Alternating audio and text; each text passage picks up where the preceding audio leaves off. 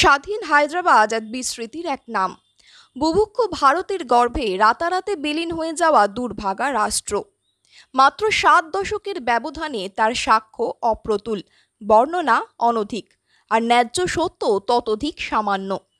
আধিপত্যবাদী ভারতের মদতপুষ্ট বয়ানের নিচে চাপা পড়ে গেছে শান্ত স্বাধীন হায়দ্রাবাদের একখণ্ড উদার আকাশ, অগণিত লাশের মিছিল, শির উঁচু করে দাঁড়িয়ে থাকা চার মিনারের গৌরব। 1947 সালের 15ই আগস্ট ঔপনিবেশিক ব্রিটিশ শাসনের অবসানের পর ভারত ও পাকিস্তানের সাথেই স্বাধীনতা অর্জন করে স্বাধীন সার্বভৌম দেশে পরিণত হয় হায়দ্রাবাদ। লাভ করে জাতিসংঘ সহ বিশ্বের বিভিন্ন দেশের স্বীকৃতি। কিন্তু হায়দ্রাবাদের ভাগ্যাকাশে ঘনিয়ে ওঠে দুর্যোগের মেঘ। দেশটির স্বাধীনতা সার্বভৌমত্বকে কোনো ক্রমেই মেনে নিতে পারছিল না ভারত। ফলে হায়দ্রাবাদকে গ্রাস করার জন্য নেহেরু ডক্ট্রিনকে সামনে নিয়ে বিস্তার করতে থাকে ষড়যন্ত্রের জাল। হায়দ্রাবাদের দেশপ্রেমিক জনতা তাদের সেসব চক্রান্তের মোকাবেলা করতে থাকে।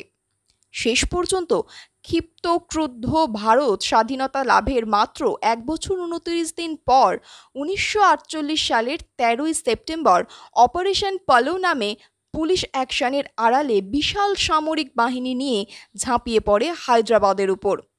পোড়ামাটি নীতি অবলম্বন করে ভারতীয় বাহিনী শহর, বন্দর, গ্রাম ধ্বংস করতে করতে এগিয়ে যেতে থাকে রাজধানীর দিকে। মরণপর লড়াই করেও বিশাল ভারতীয় বাহিনীর কাছে 18ই সেপ্টেম্বর পরাজিত হয় হায়দ্রাবাদ।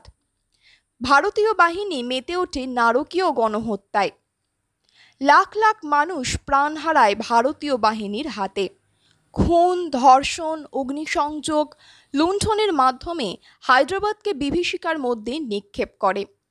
উত্তোলিত হয় ভারতীয় পতাকা। ভারত অতি দ্রুত হায়দ্রাবাদকে খণ্ড বিখণ্ড করে মিশিয়ে দেয় তার বিভিন্ন রাজ্যের সাথে। বিশ্ব মানচিত্র থেকে মুছে যায় হায়দ্রাবাদের অস্তিত্ব। এখন হায়দ্রাবাদ বলতে টিকে আছে শুধু একটি শহর।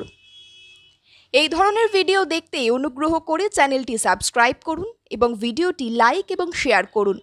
সেই সাথে আপনার চিন্তা ভাবনা এবং পরামর্শ আমাদের সাথে শেয়ার করুন। আপনার দিনটি ভালো কাটুক, যত্ন নিন।